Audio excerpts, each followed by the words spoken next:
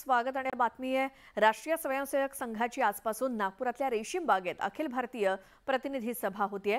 नागपुरात 15 ते 17 मार्च दरम्यान प्रतिनिधी सभेचं आयोजन करण्यात आलंय आणि संघाच्या दृष्टीने प्रतिनिधी सभा अत्यंत महत्त्वाची असते।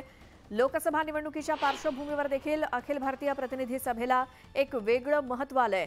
या प्रतिनिधी सभेत सरकार्यवाहपदी होसबळे यांच्या फेरनिवडीची शक्यता आहे। तर संघ परिवारातील 36 संघटनेचे अध्यक्ष, संघटन मंत्री, भाजपचे अध्यक्ष जे.पी. नड्डांसह देशभरातील 1529 प्रतिनिधी उपस्थित राहणार आहेत आणि 6 वर्षांनंतर नागपुरात ही संघाची प्रतिनिधी सभा होतीये।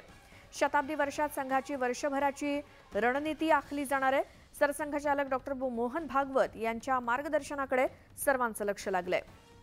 अधिक माहितीसाठी जाऊयात आमचे प्रतिनिधी उदय तिमांडे यांच्याकडे। उदय, नागपुरामधली ही प्रतिनिधी सभा आरएसएसची किती वाजता सुरू होणार आहे, कोण कोण येणार आहे?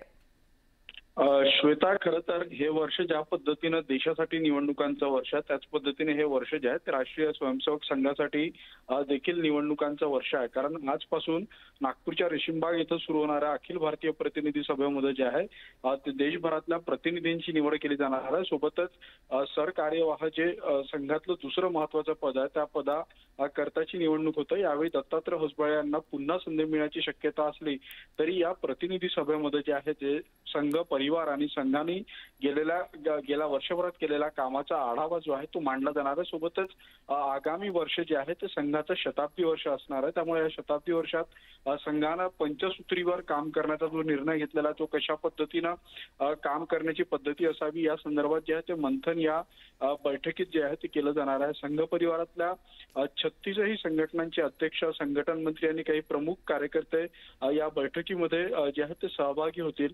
त्यामुळे संघाच्या दृष्टीने अतिशय महत्वाची ही प्रतिनिधी सभा आहे। खरं तर दर 3 वर्षानंतर ही प्रतिनिधी सभा नागपूरमध्ये होत असतं। मात्र गेल्यावेळी बेंगलोरमध्ये झाली होती कोविडच्या कारणांमुळे। त्यामुळे यंदा 6 वर्षानंतर ही प्रतिनिधी सभा नागपूरमध्ये होत आहे। त्यामुळे या प्रतिनिधी सभेकडे आता संपूर्ण संघ परिवारातीलच नाही तर संपूर्ण देशाचं लक्ष लागलेलं आहे। कारण संघ आपलं शताब्दी वर्ष साजरं करत असताना या पंचसूत्रीशिवाय आणखी कुठले विषय हातात घेणार आणि ज्या पद्धतीने राम मंदिर असेल, कलम 370 असेल, हे जे संघाचे अजेंडे होते हे पूर्ण झाले। त्यामुळे केंद्र सरकारचा या सभेमध्ये अभिनंदन ठराव येतो का हे देखील पाहणं महत्त्वाचं। उदय, धन्यवाद या सगळ्या माहितीसाठी। या प्रतिनिधी सभेकडे आपलं देखील लक्ष असेलच।